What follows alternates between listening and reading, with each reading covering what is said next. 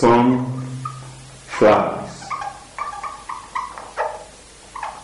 exhibit pleistogamy,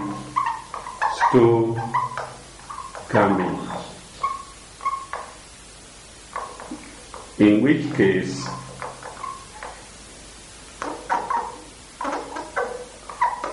the flower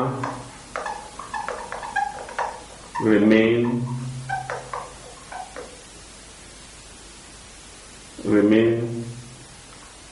closed. Hence, they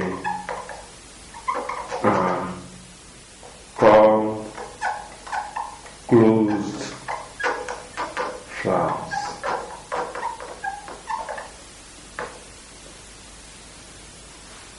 In other words, the flower that exhibits this pleistogamy will remain closed. They will not open up, so that everything occurs within the flower.